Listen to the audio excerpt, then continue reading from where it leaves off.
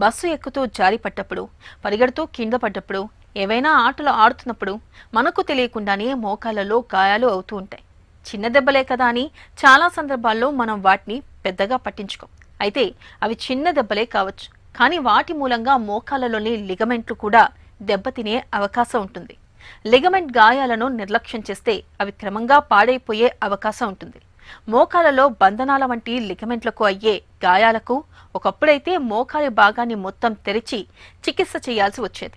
అయితే ఆర్థోస్కోపీ అందుబాటులోకి వచ్చాక మోకాలిపై ఎలాంటి కోత పెట్టకుండానే లిగమెంట్ గాయాలకు చక్కగా మరమ్మతు చేస్తున్నారు.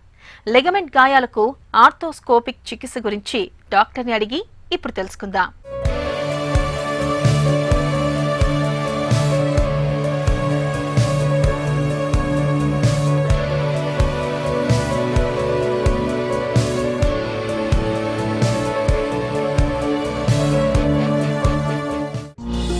లిగమెంట్స్ అంటే ఏంటి? మోకీలులో వాటి పనితీరు ఎలా ఉంటుంది?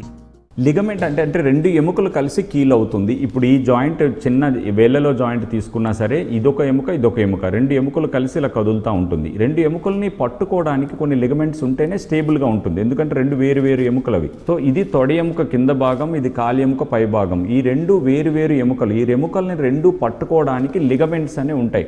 సో ఈ సైడ్లో ఉన్న లిగమెంట్ని మనం కొల్లేటరల్ లిగమెంట్స్ అని అంటాం. అదే ఇన్సైడ్ ఉన్నటువంటి లిగమెంట్ని క్రూషియేట్ లిగమెంట్స్ అని అంటాం. ఇవి మెయిన్గా ఒక మోకాల్ని కానీ ఏదైనా ఒక జాయింట్ పట్టుకోవడానికి ఇలాగ సైడ్న రెండు లిగమెంట్స్, ఇన్సైడ్ రెండు లిగమెంట్స్ ఉంటాయి. ఈ సైడ్లో ఉన్నటువంటి వాన్ని medial collateral ligament, lateral collateral ligament, అదేవిధంగా anterior cruciate ligament, posterior cruciate ligaments అని 4 లిగమెంట్స్తో వీటిని స్టేబుల్గా ఒక జాయింట్ ఉంటుంది. అందువల్లే మన ఈ 70 కేజీలు కానీ 60 కేజీలు ఉన్న మనిషి అంత పరిగెట్టడము, నడవడము, జంప్ చేయడం అన్నీ కూడా చేసినప్పటికీ ఇటు బయటికి వెళ్ళిపోకుండా కాపాడేవే ఈ లిగమెంట్స్. లిగమెంట్ ఇంజురీస్ ఎలా ఉంటాయి? ఎన్ని రకాలుగా ఉంటాయి? సో ఈ లిగమెంటల్ ఇంజరీస్ అనేవి కామన్గా స్పోర్ట్స్లో జరుగుతూ ఉంటాయి. కాంటాక్ట్ స్పోర్ట్లో, నాన్ కాంటాక్ట్ స్పోర్ట్స్ బోత్ వాటిల్లో కూడా కామన్గా జరుగుతూ ఉంటాయి. అది స్పోర్ట్స్లో మెయిన్గా ఎస్పెషల్లీ ఫుట్బాల్ ఆడే వాళ్ళలోని, సాకర్ ప్లేయర్స్లోని, స్కీయింగ్ చేసే వాళ్ళలోని, బాస్కెట్బాల్ ఆడేవాళ్ళు, ఇలాంటి వాళ్ళలో చాలా కామన్గా ఈ లిగమెంట్లు తెగిపోతూ ఉంటాయి. అదేవిధంగా మన దేశంలో తీసుకుంటే స్పోర్ట్స్తో పాటు రోడ్ ట్రాఫిక్ యాక్సిడెంట్స్ కూడా వెరీ కామన్లీ ఈ లిగమెంటల్ ఇంజరీస్తో వస్తూ ఉంటారు. ఈ లిగమెంట్స్ ఇంజరీలో యూజువల్గా ఒక సింగిల్ లిగమెంట్ ఉండొచ్చు, మల్టిపుల్ లిగమెంట్స్ ఇన్వాల్వ్మెంట్ ఉండొచ్చు, అదేవిధంగా ఒక్కొక్కసారి డిస్లొకేట్ అయిపోవచ్చు కూడా. అంటే బోన్ డిస్లొకేట్ అయినప్పుడు మల్టీ లిగమెంటల్ ఇంజరీ కూడా జరుగుతూ ఉంటుంది. అయితే మోకాలు విషయానికి వచ్చేసరికి లిగమెంటల్ ఇంజరీస్లో యాంటీరియర్ క్రూషియేట్ లిగమెంట్ అనేది కామనెస్ట్ లిగమెంట్ ఇన్వాల్వ్. ఈ స్పోర్ట్స్లో దాదాపు ఈ లిగమెంటల్ ఇంజరీస్కే తీసుకుంటే దాదాపు ఒక 70% వాళ్ళలోని ఏసీఎల్ ఒక్కటి కూడా ఇన్వాల్వ్మెంట్ ఉంటుంది. దాంతోపాటు అంటే మల్టీ లిగమెంటల్ ఇంజరీ తీసుకుంటే ACL plus medial collateral ligament అనేది రెండు తెగిపోవడం కామన్ రెండో కండిషన్లో.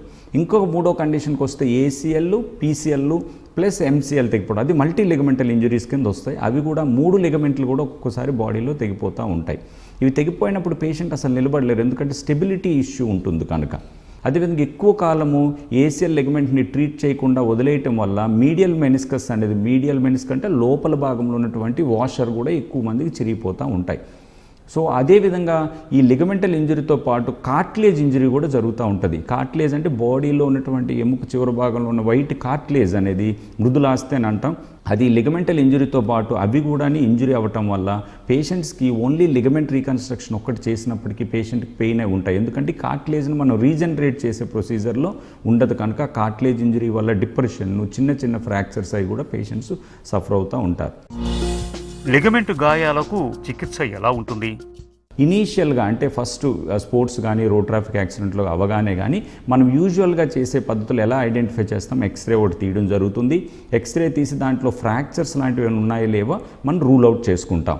తర్వాత లిగమెంట్లు అనేది మనం ఓన్లీ ఎంఆర్ఐ స్కాన్లో మాత్రమే తెలియసుకోగలుగుతాం. అంటే పేషెంట్ లక్షణాలు తర్వాత మేము డాక్టర్గా ఎగ్జామిన్ చేసి కూడా చాలా వరకు చెప్పగలుగుతాం. అంటే స్ట్రెస్ టెస్ట్లు అంటాం.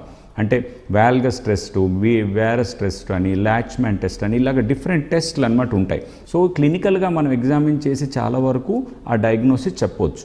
తర్వాత ఇది కన్ఫర్మ్ ఎలా చేస్తామంటే ఎంఆర్ఐ స్కాన్ చేసుకోవాల్సి వస్తుంది. ఎంఆర్ఐ స్కాన్ చేయటం వల్ల దాంట్లో దాదాపు 97% వరకు సెన్సిటివిటీ స్పెసిఫిసిటీతో మనము ఏ లిగమెంట్ తెగిపోయింది, ఏ గ్రేడ్లో తెగిపోయింది అనేది తెలుసుకోవటం, దాని తద్వారా ఏ ప్రొసీజర్ చేస్తే పేషెంట్ బాగుంటుందని కూడా మనం డిసైడ్ చేయొచ్చు.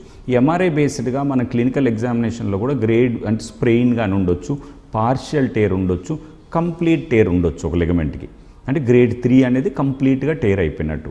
ఈ స్ప్రెయిన్ అంటే కొంచెం లిగమెంట్ సాగి పూర్తిగా చిరగటం కానీ ఉండదు. ఆ స్ప్రెయిన్ కండిషన్స్లో యూజువల్గా రెస్ట్ ఇవ్వడం ఇనీషియల్ 2 వీక్స్లో, దాని తర్వాత ఫిజికల్ అండ్ రీహాబిలిటేషన్ అంటే ఎక్సర్సైజులు అవి చేయటం వల్ల చాలా వరకు ఈ పేషెంట్స్ బాగానే ఉంటారు ఈ స్ప్రెయిన్ ఉన్న పేషెంట్స్లో. పార్షియల్ టేర్ కొంతమందికి ఉంటుంది. అంటే కొన్ని లిగమెంట్ కంప్లీట్ టేర్, కొన్ని పార్షియల్ టేర్ అవ్వచ్చు. ఓన్లీ ఒక లిగమెంటే పార్షియల్గా, ఫర్ ఎగ్జాంపుల్ ఎంసీఎల్ అంటే మీడియల్ కొలేటర్ లిగమెంట్ అంటే పార్షియల్గా టేర్ అయితే కనుక మనం అది కూడా లో డిమాండ్ పేషెంట్స్ అంటే ఎక్కువగా ఆటలు ఆడని మామూలుగా ఉండే లో డిమాండ్ పేషెంట్స్ ఉన్నారంటే వాళ్ళకి కన్జర్వేటివ్గా అంటే మామూలుగా మెడికల్ ట్రీట్మెంట్ కూడా ఇచ్చి ఫిజియోథెరపీ చేసుకున్నా బాగానే ఉంటుంది. కంప్లీట్గా టేర్ అయిపోయిన లిగమెంట్స్కి రీకన్స్ట్రక్షన్ మెథడ్ మాత్రమే సర్జరీ. అంటే ఈ రీకన్స్ట్రక్షన్ మెథడ్స్ వల్ల పేషెంట్స్ని మళ్ళీ పూర్వస్థితికి తేవడం, మళ్ళీ ఆటలాడే స్పోర్ట్స్ పీపుల్ అయితే వాళ్ళకి స్పోర్ట్స్ యాక్టివిటీస్కి మళ్ళీ ప్రీ ఇంజరీ లెవెల్కి తీసుకురావడం అనేది చేయడం జరుగుతుంది. లిగమెంట్ గాయాలకు చికిత్సలో ఆర్థోస్కోపీ ఎందుకు అనుకూలం? ఇప్పుడు ఏ లిగమెంట్ తెగింది, ఎంత తెగింది అన్న బట్టి మనకు ట్రీట్మెంట్ ఉంటుందని అనుకున్నాం. For example medial collateral ligament ఒక్కటే తెగింది అనుకుందాం, కంప్లీట్గా ఎక్స్టెన్షన్లో పూర్తిగా అది వదిలేస్తుందంటే అది ఓపెన్ చేసి అది రిపేర్ అనేది చేయవచ్చు. అంటే కొల్లేటర్ లిగమెంట్స్కి మనం రిపేర్ మెథడ్ అనేది చేయొచ్చు. బట్ క్రూషియేట్ లిగమెంట్స్ అంటే అవి జాయింట్ లోపల ఉంటాయి అనుకున్నాం. ఏసీఎల్ అంటే యాంటీ క్రూషియేట్ లిగమెంటు, పీసీఎల్ అంటే పోస్టీరియర్ క్రూషియేట్. ఈ లిగమెంట్స్ ఇంట్రా ఆర్టికులర్గా అంటే విత్ ఇన్ ద జాయింట్ ఉండే స్టెబిలైజింగ్ స్ట్రక్చర్స్, వీటికి రిపేర్ చేయటం ఉండదు. వాటికి రీకన్స్ట్రక్షన్ అంటే ఇంకొక భాగం నుంచి ఒక టెండాన్ని తీసుకొచ్చి మనము లోపల వేయటం జరుగుతుంటుంది.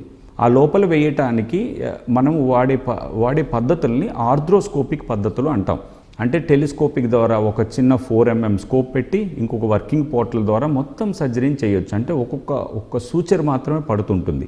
సో ఇటువంటి ఆర్థ్రోస్కోపిక్ సర్జరీల ద్వారా మనము ఏసీఎల్ రీకన్స్ట్రక్షన్ కానీ పీసీఎల్ రీకన్స్ట్రక్షన్ కానీ ఈ రోజుల్లో కామన్గా చేయడం జరుగుతూ ఉంటుంది.